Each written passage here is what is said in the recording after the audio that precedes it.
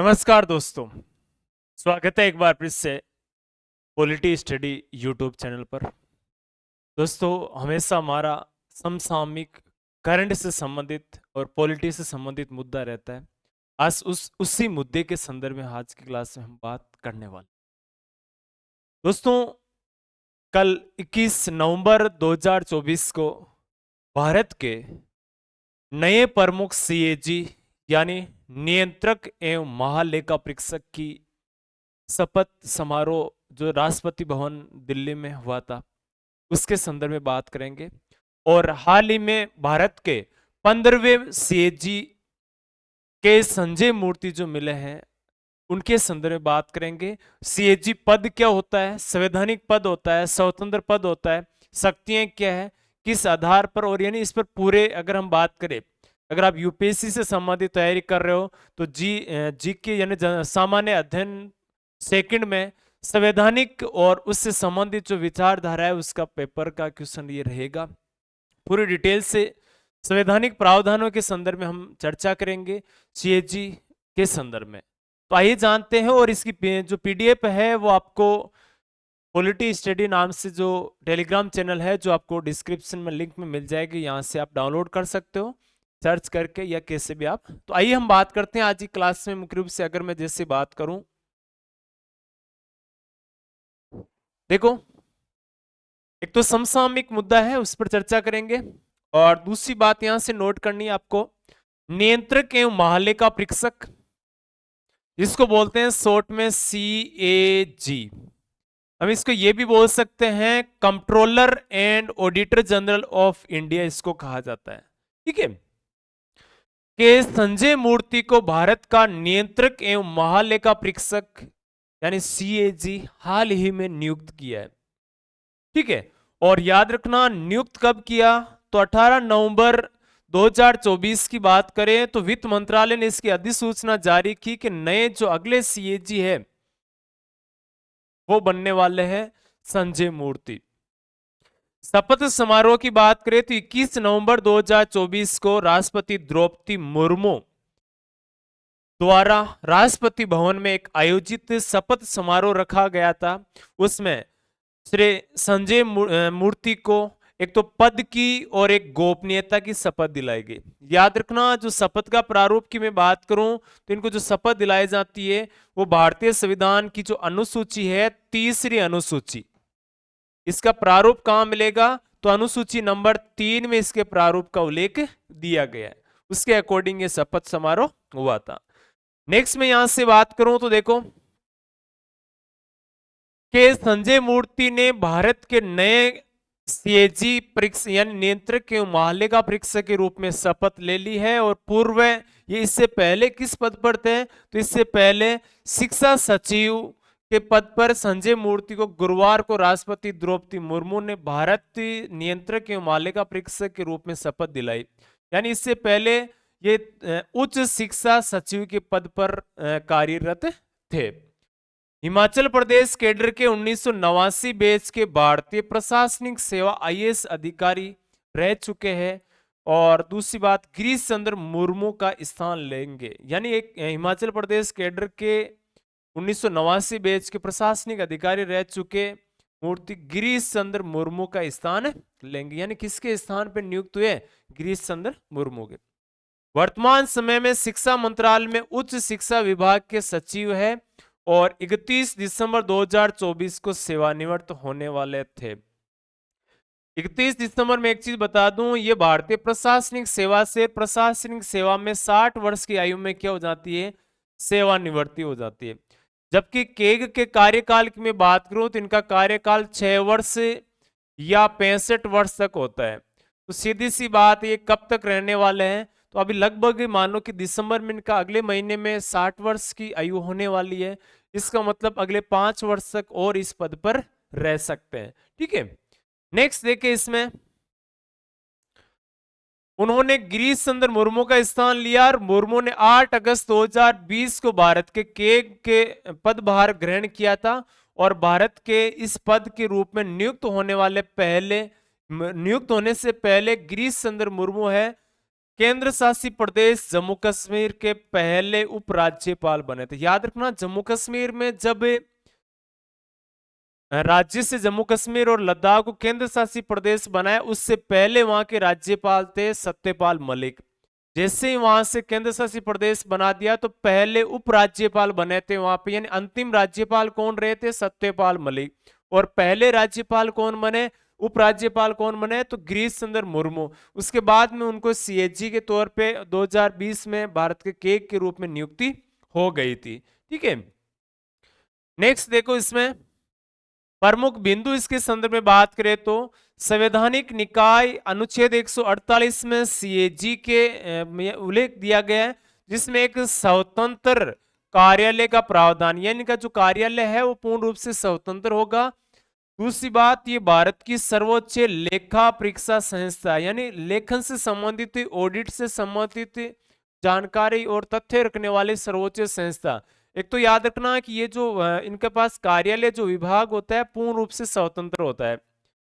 CAG से संबंधित अन्य प्रावधानों में शामिल है जैसे अनुच्छेद 149 यानी 148, 149, 150, 51।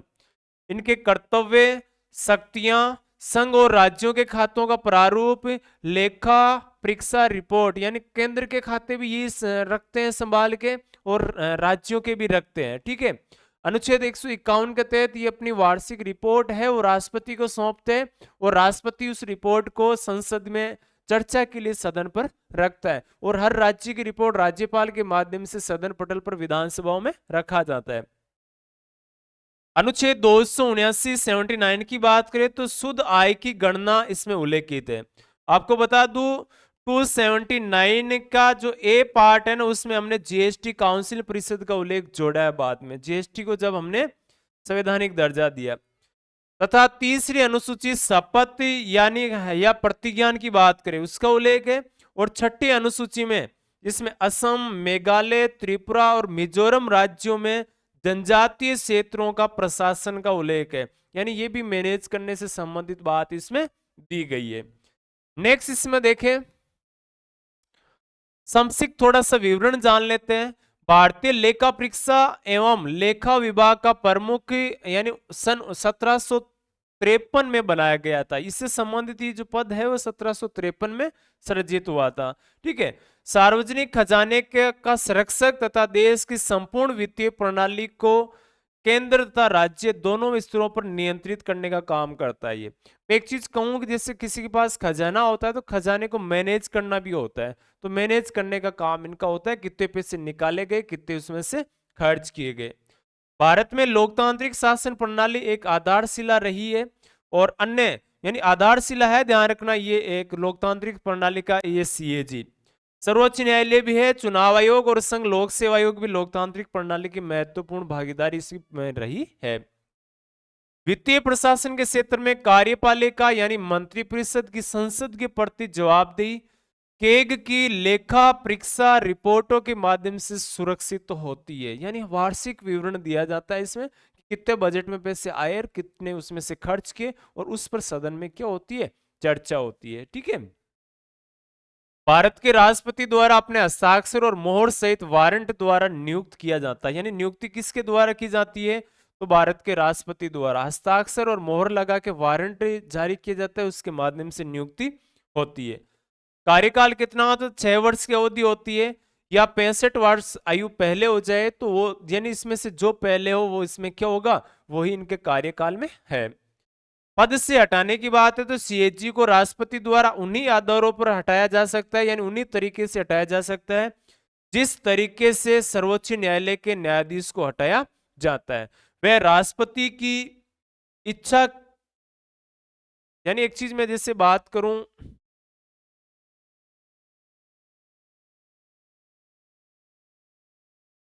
वह राष्ट्रपति की इच्छा तक अपने पद पर नहीं रहता, यानी राष्ट्रपति की इच्छा पर्यंत, जैसे मान लो कि महान्यायवादी है, उसका कार्यकाल है राष्ट्रपति की इच्छा पर्यंत रहना, इच्छा पर्यंत यानी प्रसाद पर्यंत रहता है।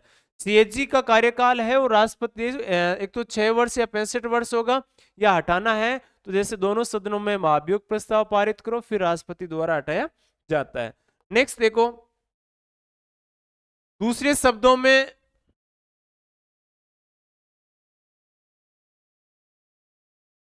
दूसरे शब्दों में उसे राष्ट्रपति द्वारा संसद के दोनों सदनों द्वारा विशेष बहुमत से पारित प्रस्ताव के आधार पर सिद्ध कदाचार या असक्षमता की स्थिति में हटाया जा सकता है। यानी सिद्ध कदाचार सुप्रीम कोर्ट के न्यायाधीश हटते हैं और इसी से इनको हटाया जाता है। अन्य बिंदुओं की बात करें तो अपने पद पर बने रहने के पश्चात वे भारत सरकार या राज्य सरकार के किसी भी अधीन अन्य पद के लिए यानी कोई लाभ का पद वो धारण नहीं करेंगे। वेतन एवं अन्य सेवा शर्तों संसद द्वारा निर्धारित की जाती है। इनका जो वेतन होता है ना भारत की संचित निधि से दिया जाता है और संसद द्वारा निर्धारित किया जाता है। और दूसरी बात है अन्य कोई पद धारण नहीं करेंगे। केग कार्यालय के प्रशासनिक वे जिसमें उस कार्यालय के में कार्यरत व्यक्तियों के सभी वेतन भत्ते और पेंशन शामिल है। ध्यान रखना कार्यालय की बात भी हो रही है इसमें। संचित निधि पर भारित होते हैं इनको जो वेतन दिया जाता है इनके पूरे कार्यालय का और इनके सदस्यों को वो भारत सरकार की संचित निधि से दिया जाता है। ठीक है और ये संसद में मतदान के अधीन नहीं होती यानी इस पर संचित निधि में भारित हुए होता है। इस पर सदन में चर्चा तो हो सकती है लेकिन वोटिंग नहीं होती है ध्यान रखना। ठीक है कोई भी मंत्री संसद में सीएजी के प्रतिनिधित्व नहीं कर सकता। कोई मंत्री है ना वो संसद में केग की तरफ से प्रतिनिधित्व नहीं कर सकता। नेक्स्ट है कार्य और शक्तियां क्या इसमें सीएजी के कर्तव्य शक्तियां सेवा शर्तें अधिनियम 1971 के तहत इनकी शक्तियों और कार्य दिए गए। समेकित निधि प्रत्येक राज्य की समेकित निधि तथा विधानसभा वाले प्रत्येक संघ राज्य की समेकित निधि सभी वे से संबंधित लेखों का लेखा परीक्षा यानी रिकॉर्ड रखने का काम करते हैं। देखो संचित निधि है राज्य की संचित निधि है भारत की संचित निधि और राज्य की संचित निधि और जिन केंद्र शासित प्रदेशों में विधानसभा है वहां की संचित निधि इन सब का रिकॉर्ड कौन रखता है तो सीएजी रखने का काम करता है इनका। भारत की आकस्मिक निधि और भारत के लोक लेखा के साथ साथ प्रत्येक राज्य की आकस्मिक निधि और प्रत्येक राज्य की लोक लेखा ये सभी वे का लेखा जोखा परीक्षण करता है। यानी सभी जो निधियां होती है ना वो इनके रिकॉर्ड रखने का काम इनका वो दोनों बारी इसके नियंत्रण में होती है। बाकी इनके जैसे आकस्मिक निधि भारत की लोक लेखा प्रत्येक राज्य की आकस्मिक प्रत्येक राज्य की लोक लेखा सभी वे लेखा परीक्षण करता है केग। हालांकि जो आकस्मिक निधि होती है ना भारत की वो वैसे वित्त विभाग के नियंत्रण में रहती है। वित्त सचिव संभालता है राष्ट्रपति की तरफ से। केंद्र सरकार और राज्य सरकार किसी भी विभाग द्वारा रखे गए लाभ और हानि खातों बैलेंस शीट अन्य सहायक खातों का ऑडिट करना इनका प्रमुख कार्य होता है। निम्नलिखित प्राप्तियों और व्यय का लेखा परीक्षण करता है। देखो केंद्रीय एवं राज्य राजस्व से वित्त पोषित निकाय और प्राधिकरण सरकारी कंपनियां और अन्य निगम और निकाय जबकि संबंधित कानून ऐसा अपेक्षित हो ये इनके लेखा परीक्षण करने का काम करते हैं यानी ऑडिट करने का काम होता है। राष्ट्रपति राज्यपाल द्वारा अनुरोध किए जाने पर किसी अन्य प्राधिकरण के खातों का ऑडिट करना उदाहरण के लिए स्थानीय निकायों का ऑडिट भी कर सकते हैं। जैसे मान लो राज्यपाल ये कहे कि हमारे स्थानीय जो लेखा है हालांकि उसमें अनुच्छेद 243 में दे रखा है कि लेखा ऑडिट से संबंधित अगर राज्यपाल कहे तो इनका रिकॉर्ड भी रखने का काम क्योंकि इनका तो काम ही यही है। ठीक है संसद की लोक लेखा समिति की मार्गदर्शक मित्र और दार्शनिक के रूप में कार्य सीएजी करता है। ध्यान रखना ये भी कार्य किसके अधीन होता है सीएजी ये कार्य भी करता है। नेक्स्ट देखो एक लिमिटेशन यानी मैं कहूं कि सीमा होती है कितने हद तक किस हद तक ये कार्य करते हैं। तो भारत के संविधान में केग को नियंत्रक और महालेखा परीक्षक दोनों माना गया यानी एक तो नियंत्रक का काम भी है उनको महालेखा भी काम करते हैं दोनों का कार्य है। हालांकि व्यवहार में केग केवल महालेखा परीक्षक की भूमिका ही निभा रहा है। ठीक है नियंत्रक का काम यानी सरकार पर कंट्रोल नहीं कर पा रहे या फिर बजट पर इनका कंट्रोल नहीं होता है। दूसरे शब्दों में समेकित निधि से धन जारी करने पर केग का कोई नियंत्रण नहीं होता है। ठीक है और कई विभागों में केग से विशिष्ट प्राधिकरण के बिना ही चेक जारी करके धन निकालने का अधिकार है जबकि केग केवल लेखा परीक्षा तक इस तरह यानी एक चिंतन का विषय यह है कि केग सिर्फ और ऑडिट रिकॉर्ड रख सकता है यानी बजट को मैनेज करने का काम करता है। इस संबंध में भारत के केग ब्रिटेन के केग से पूर्णतः भिन्न है जिसके पास नियंत्रक एवं महालेखा परीक्षक दोनों की शक्तियां है। ठीक है यानी ब्रिटेन का केग में और भारतीय केग में क्या अंतर है अंतर यही है कि वहां पर तो देखो भारतीय केग के पास महालेखा यानी सिर्फ रिकॉर्ड लिखित रिकॉर्ड रख सकते हैं जबकि कंट्रोल नहीं है इनके पास में, जबकि ब्रिटेन के पास कंट्रोल भी है और रिकॉर्ड भी रखना होता है, ठीक है, ऑडिट भी करते हैं वो। दूसरे शब्दों में ब्रिटेन में कार्यपालिका केवल केक की मंजूरी से ही सरकारी खजाने से पैसा निकाल सकती है, जबकि यहां पर केक की मंजूरी की ज्यादा आवश्यकता नहीं पड़ती। अब देखो मैं एक चीज बात करूं तो भारत के अब तक जो नियंत्रक एवं महालेखा परीक्षक हैं वो अब तक मान लो कि 15 सीएजी बन चुके हैं। तो 15 केक की बात करें उसमें सबसे पहले कौन बने थे? सबसे पहले वी नरहरि राव बने थे, जो 1948 से लेकर 1954 तक लगभग 6 साल का इनका कार्यकाल रहा था। एक के चंद्रा की बात करें, यानी मैं जैसे बात करूं एक के चंद्रा, एक के चंद्रा की बात करें तो 1954 से लेकर 1960 तक का इनका कार्यकाल रहा था। एक के रॉय 1960 से लेकर 1966 तक का कार्यकाल रहा था इनका। और एस रंगनाथन 1966 से लेकर 72 तक का कार्यकाल इनका केक के रूप में रहे थे। यानी नंबर 1, नंबर 2, दूसरे नंबर के, तीसरे नंबर के केक और चौथे नंबर के केक है। नेक्स्ट देखो इसमें ए बख्शी बने थे 72 से 78 तक, और ज्ञान प्रकाश सिंह बने थे 1978 से 84 तक, लगभग 6-6 साल का कार्यकाल। टीएन चतुर्वेदी की बात करें तो 84 से लेकर 90 तक रहे थे। सीजी सोमिया बने थे 1990 से लेकर 1996 तक का कार्यकाल सीजी सोमिया का रहा था, ठीक है। नेक्स्ट देखो इसमें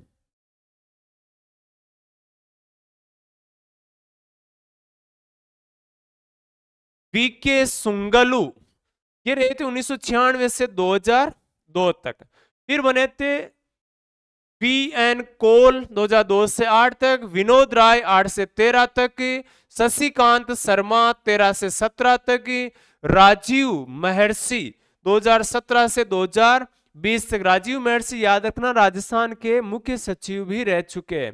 और गिरीश चंद्र मुर्मू नवंबर 2020 से लेकर, यानी ये बने थे 20 नवंबर 2020 को, और नवंबर 2020 नवंबर 2024 को इनका क्या हो गया? रिटायरमेंट हो गया, ठीक है।